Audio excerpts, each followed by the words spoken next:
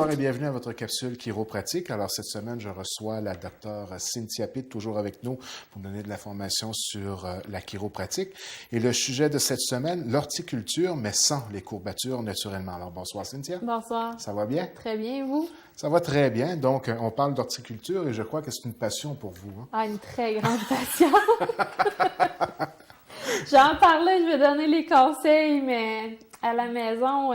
c'est pas quelque chose non, que... il y a des gens qui adorent ça, c'est pas mon cas. Bon, bien, continuons avec le sujet de la semaine. Oui, exactement. Donc, dans le fond, c'est ça, on sait que c'est sûr qu'il est encore tôt, mais tranquillement, les gens vont commencer à vouloir travailler dans leurs fleurs, ranger les plates-bandes et tout ça. Oui. Donc, se pencher, se relever à répétition, soulever, déplacer, creuser, planter. Donc, l'horticulture, dans le fond, elle dépend souvent de celui qui la pratique, mais c'est pas toujours de tout repos, là. Donc, pour éviter d'avoir des blessures fâcheuses, bien, il y a une bonne préparation puis une bonne technique de travail sont nécessaires. C'est un peu comme un exercice physique. Il faut faire les étirements en préparation d'eux. Exactement. Donc, là où il n'y a pas d'étirement, il y a peu de plaisir là, au jardin. On n'a vraiment pas le choix. On prend un petit temps avant chaque séance d'horticulture pour s'étirer un peu. Donc, les exercices que je vais donner, on va les répéter 2 fois chacun. Puis, on va garder les positions environ pendant une quinzaine de secondes. Donc, c'est un peu comme l'exercice physique. C'est très important, les étirements, avant de commencer cette activité. Hein? Oui, exactement. Donc, comme n'importe quel exercice, on n'a pas le choix, on doit faire des étirements. Parce que si on ne fait pas d'étirements, on n'aura pas nécessairement autant de plaisir à faire notre jardinage. Donc, les exercices que je vais nommer présentement, on va les répéter 2 fois chacun. Puis, on va garder les positions environ pendant une quinzaine de secondes. Ce que ça va amener, c'est que notre dos, nos muscles puis nos articulations, bien, à la suite de notre jardinage, ça va être moins endolori. Puis, on va commencer par étirer d'abord l'avant des cuisses, par exemple en s'appuyant sur un arbre. On va plier le genou droit, puis on va saisir la cheville avec notre main gauche. Donc, il devrait y avoir peut-être des petites images qui vont défiler, ça va aider aux gens.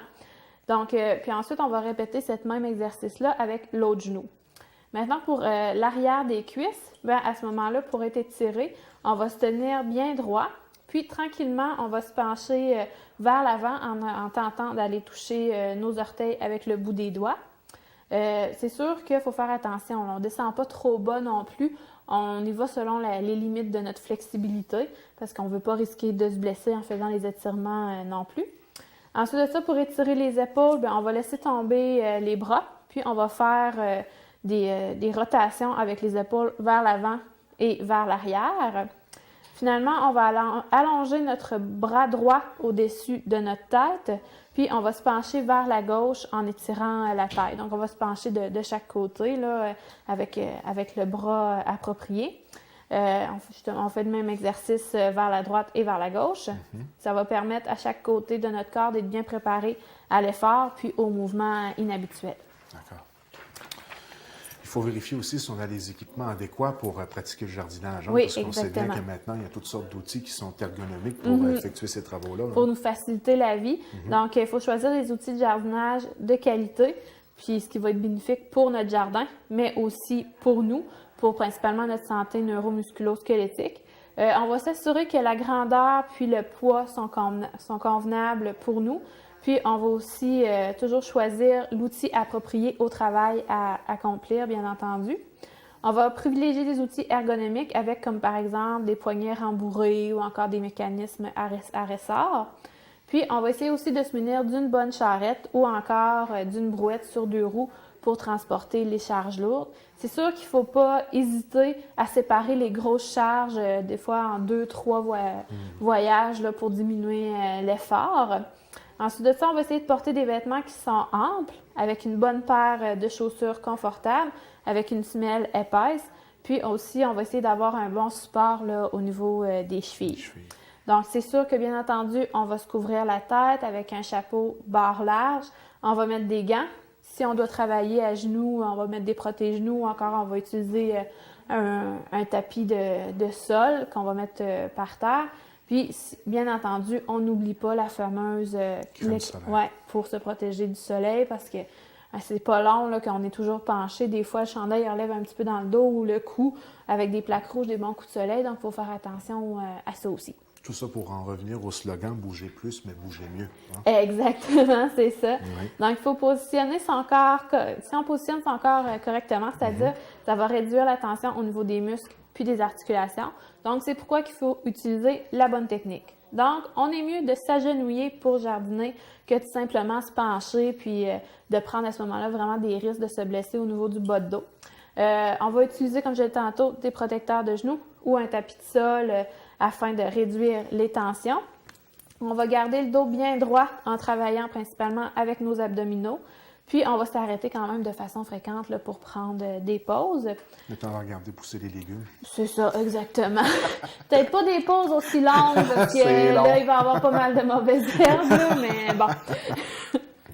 Bon, on y va à son rythme. C'est l'important, c'est d'y aller à son rythme. Oui. Donc maintenant, pour soulever les objets, bien entendu, on va plier les genoux plutôt que de courber le dos.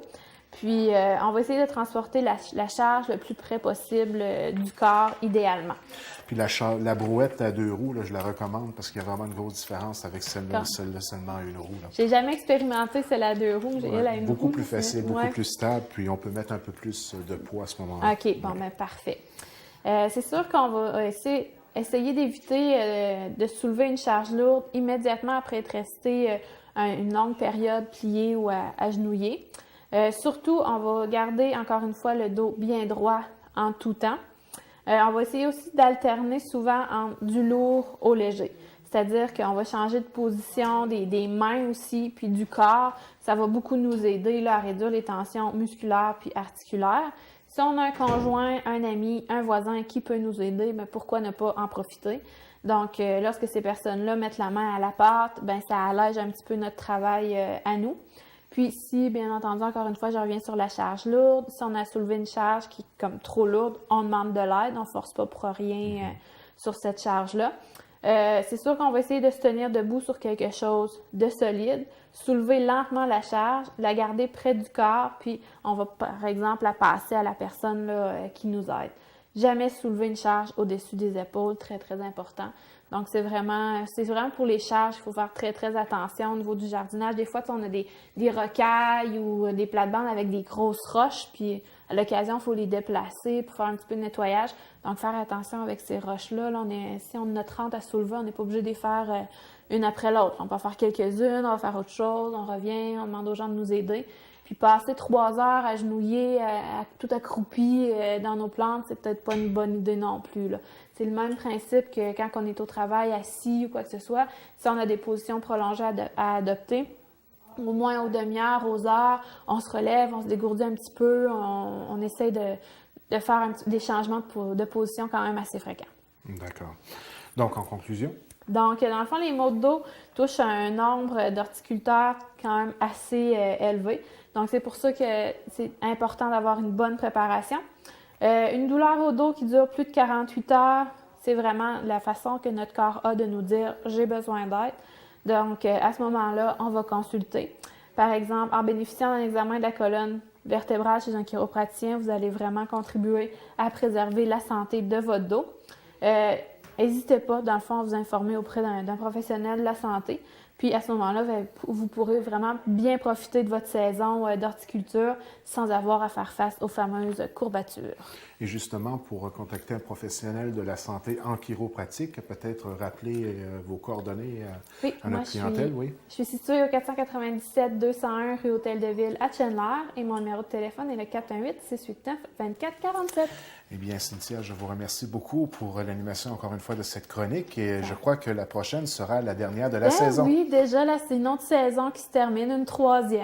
Fait que, on va terminer ça en beauté la semaine prochaine en parlant de golf. On sait qu'il y a beaucoup d'amateurs de golf dans le coin. Donc, on va leur donner quelques petits conseils avant le début de la saison. Donc, rendez-vous la semaine prochaine. À la semaine prochaine!